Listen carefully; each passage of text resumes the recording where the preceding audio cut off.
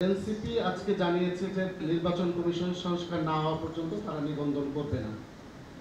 এই ব্যাপারে সরকারের অবস্থান কি, বা নির্বাচন কমিশনের সাথে সরকারের কথাবার্তা হয় কিনা, বা সরকারের স্ট্যান্ডটা জানতে চাচ্ছি। নির্বাচন কমিশনের সাথে সেইভাবে তো আর সরকারের কথাবার্তা বলার সুযোগ নেই। তবে যেটা হলো যে সরকার বলবে নির্বাচন কখন হবে সেই মোতাবেক তারা নিশ্চয়ই প্রস্তুতি নেবে। আর এনসিপির এটা একটা রাজনৈতিক অবস্থান, এটা নিয়ে আজকে আমাদের ক্যাবিনেটে কোনো আলোচনা হয়নি এবং আমরা আসলে আপনার মুখ থেকেই শুনলাম, কারণ আমরা তো সকাল থেকে ক্যাবিনেট মিটিংয়েই ছিলাম। So I don't think this is something that the cabinet will take. এটা আমাদের অন্তর্বর্তীকালীন সরকারের উপদেষ্টা পরিষদের আলোচ্য বিষয় তো নয়।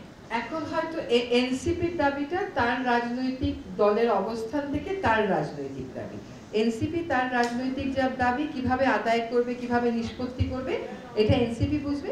এটার সাথে সরকারের নির্বাচন সংক্রান্ত যে ঘোষণা সেটার ব্যত্যয় ঘটার আমি কোনো কারণ দেখছি না। যেদিন অন্তর্বর্তী সরকার শপথ নেবে সেদিন মাননীয় প্রধান উপদেষ্টা বিমানবন্দরে নেমে বলেছিলেন জনগণ যতদিন চায় ততদিনই অন্তর্বর্তী সরকার থাকবে। সম্প্রতি সময়ে প্রধান উপদেষ্টা বলেছিলেন যে সম্ভাব্য তারিখ দিয়েছেন যে 26শে জুনে নির্বাচন হবে। সেক্ষেত্রে জনগণ এই সরকারকে কতদিন চাচ্ছে, বা জনগণের যে একটা জরিপ সেটা কি নেওয়ার কোনো উদ্যোগ সরকারের পক্ষ থেকে আছে কিনা? জনগণ শব্দটা তো অবশ্যই অনেক ব্যাপক একটা শব্দ। আসলে আপনি যদি এখন 8 তারিখের প্রেক্ষিত আর আজকের প্রেক্ষিত বিবেচনা করেন, দুইটা প্রেক্ষিত কিন্তু বেশ ভিন্ন।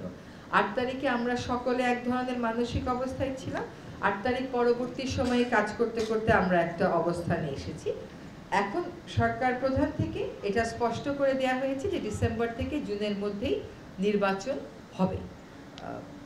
ফলে এখন এইটুকুনি আমাদের কর্ম প্রাধিকারের মধ্যে আছে।